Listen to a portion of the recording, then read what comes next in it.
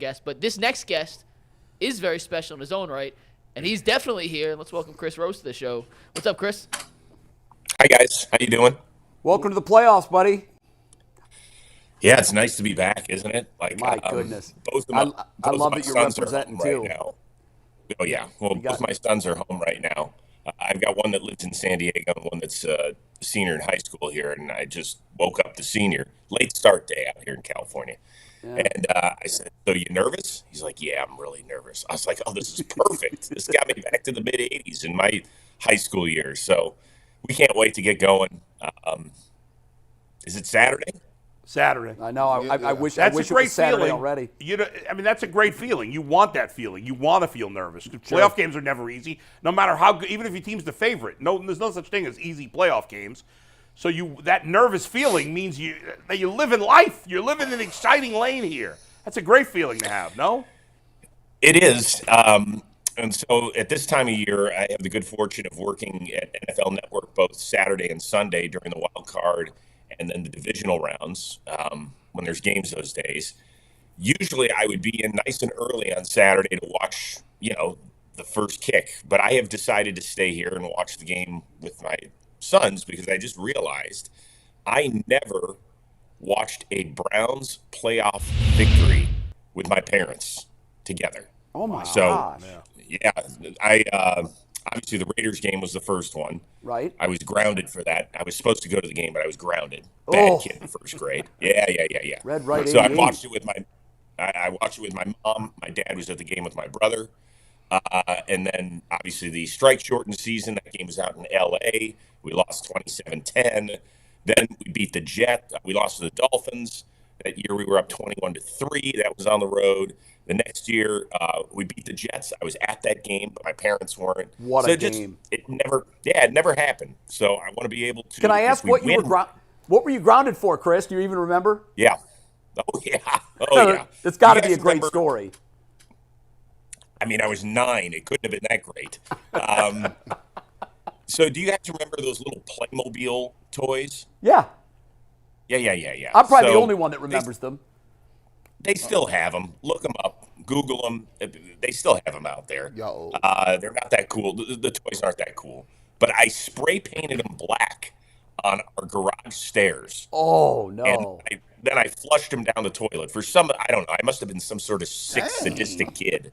And so my parents were like, yeah, you're not going to the game. I was like, wait a second. This is the first time they've ever been in the playoffs. They're like, yeah, you moron. Learn. That sounds like somebody that was cruel to animals. You just spray painted a man, flushed him down the toilet, just do that. Well, he had to get rid of the evidence. He didn't want the evidence to stick around. Yeah. You guys should have talked to my shrink, Mrs. Goldhammer, back in the day. Then you really could have done a deep dive on what was wrong with Rose as a kid. Yeah. Hey, Chris, we were talking about it amongst ourselves. Is it crazy to think that this might be the Browns' best opportunity to win a Super Bowl? Like looking forward, or like just the way the circumstances have laid, they're in the playoffs. It seems like teams aren't playing up, like Patrick Mahomes isn't playing up to snuff. Is this an opportunity for the Browns to win a championship when you didn't even think that they would even be in the playoffs given this year? Yeah, I mean, I remember waking up 2 days after the Baltimore game where we came from behind to win, and I was crushed, right? Had a bunch of texts on the season being over once Watson broke his shoulder. And I was like, my God, this team really had a legit shot and feel like it was just going down the drain. And then to see what happened these final 5 weeks of the year was nothing short of amazing.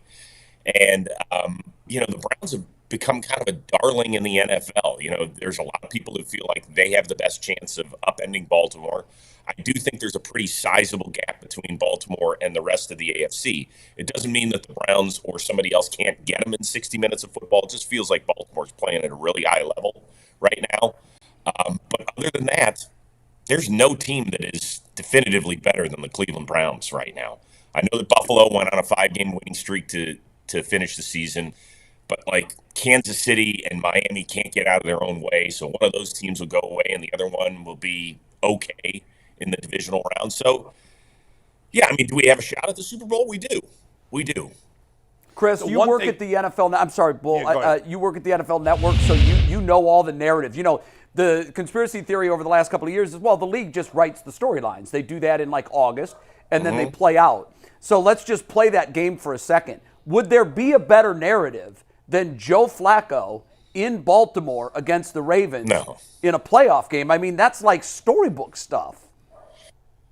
Yeah, it'd be great. It would be fantastic. And, there's a lot of people in Baltimore, from what I can tell, that are rooting for Joe Flacco. Like, they are. Now, if they see him in the divisional round or if they see him in the AFC Championship game, that will quickly change. But he was extremely well respected there. Did things go great at the end when they drafted his eventual successor? And, maybe he didn't do everything in his power to help Lamar get up to speed. I mean, he's not the only guy if that's the way it went down. And, we weren't there to know, but that's kind of what you heard. But yeah, it would be fantastic. And it has been an incredible run. I mean, I filled in for Jim his first start out here in Los Angeles. And I don't know if you guys remember the opening drive, they ended up scoring a touchdown. Yeah. And I was like, I cannot believe that just happened. Yeah. I mean, I know the dude has played 15 years of NFL football, but still to literally just kind of get off his couch where he was throwing passes to his brother and his dad, occasionally his kids, to have no OTAs, no preseason football, and to introduce yourself to a bunch of guys, go buy dinner out in Los Angeles, and then start throwing touchdown passes to Jerome Ford. It really is incredible and fun to watch. Chris, if it is Browns-Ravens next week, I mean, who knows if this will matter or not, but, I mean, don't you think all the pressure is on Baltimore? Lamar Jackson, since taking over for Flacco, they've been a disaster in the playoffs. They have one playoff win in a lot of years where people thought they were going to make big runs the year he won the MVP. Joe Flacco has no pressure on him in my mind. I don't know. Do you think that's the case, and that might affect the Ravens and Lamar? Why in the world would you ask me about next week's game? You've worked in Cleveland a long enough time. No. You brought it up. Jay brought it up. I mean, Jay brought it up. Yeah, so somebody else brought it up. I'm not thinking about next week's game. I'm not going to talk about. Okay, you don't want to talk about it. Yeah, listen, we're all superstitious that way. I mean, let's win this Talking week. about a game doesn't affect its result. No, but I love the way Kevin Stefanski's worked it is 1-0. 1-0. That is true. That is And true. But I also like this is the team out of the three that we could have played, Jacksonville, Indy, Houston, that has me most nervous because of C.J. Stroud. Yeah, we said that last week too. Yeah, he's playing some unbelievable football. And the other two guys, they'll throw it to you. This guy does not. They have the fewest turnovers in the league.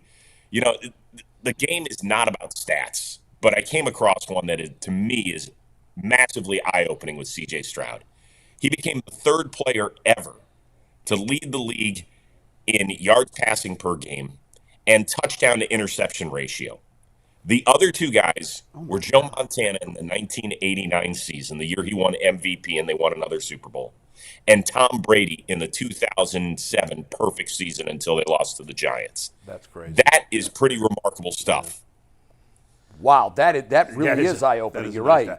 Well, let me ask you another question about this game then, Chris. Yes. Dustin Hopkins. All right, let's go. Yeah, Dustin Hopkins is not, or likely not, going to play. He's been absolutely remarkable for the Browns this year, as good as any kicker in the NFL.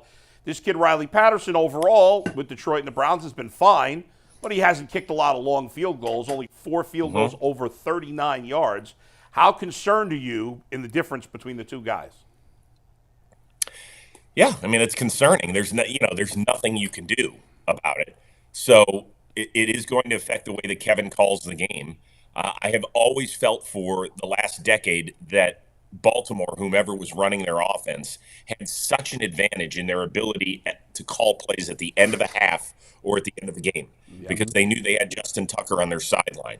And so it opened up their playbook significantly more. So we're going to, are we going to try a 47-yarder? If it's 4th and 6 at the 30, are we going to try it? I mean, yes, it's indoors. Yes, he spent the year with the Detroit Lions indoors. He has done a good job, but what are they going to do? And here's the thing. If you take away his spirit early in the game, What if you do need him from 48 yards with the That's a game good on the question. line? Like that is something that we're all going to have to deal with, and it's a tough thing for Kevin Stefanski because he's the only one that can make this call ultimately. As we sit here today, who are the favorites in the AFC and the NFC? It seems obvious, San Francisco and Baltimore, but it isn't always the ones that meet in the Super Bowl. Do you have anything outside of those two teams that you think you could see making a run? I mean, with the favorites, if I didn't have my heart in this thing, as I mentioned, I really think that Baltimore is playing at a real high level. And San Francisco being able to rest most of those guys last week, they didn't rest all of them. In fact, I couldn't figure out why Debo and Ayuk were in the game. It drove me nuts, but whatever. They're really good. And if Dallas has to go out there, they're going to have to deal with their road demons, and that is a real problem for them. Could a team like Detroit give them a problem? I don't know. Philadelphia is a holy mess. Tampa Bay is not going to be good enough. Green Bay is a cute story, but I think it stops this weekend. And then the Rams are the one team I think that could, because of the way that McVay knows Shanahan, they're the one team that might give San Francisco a little bit of an issue. Chris, last question. We thank you for jumping on with us. When you watch this game, if you say the Browns are going to win the game, will it be because of Joe Flacco and what he did with the offense, or will it be because of the defense and what the defense is going to do to C.J. Stroud? I'm going to be honest with you. I think something that has not been talked about at all is that our running game has got to kill it this week. And I'm not talking about running for 220 yards like the Colts did last week. But sometimes we get a little pass happy. I know that we've run the ball. We're top 5, I believe, in rushing attempts. But it still feels like sometimes when there's plays to be made on the ground, we decide to go elsewhere. And I know that Joe has thrown the ball beautifully against Houston. He just ate him up. It's going to be a little different. They're definitely going to have Will Anderson back. They might have Greenard back, who's a really good edge guy. But I think we could be able to run the ball. And it would not bother me if we just ran it right up their gut. And that is a great way to take the spirit out of a team. Well, Ford's coming off his best game probably against the Jets. I know he didn't play much against the Bengals, so hopefully they can do it and be balanced. Thanks, Chris. Chris, appreciate you. Enjoy the game, Chris. You got it, guys. I'm ready to kick. I don't know if we're kicking this afternoon. Probably not. I wish we It's were. 9:14 where I am. Yeah, I wish we were. And most importantly, enjoy watching it with your boys. Yeah, that's fun. Yeah. It's the biggest. That's why we watch. That's why we love sports. Our parents introduced it to us, and that relationship is one that you have to experience it to understand it. Chris, thanks. Appreciate you. Yeah, and if for whatever reason we don't win, the kids are not allowed back in the house. So there you go. I like that rule. That rule. That makes sense. Yeah, it does. Yeah, I mean, you go on.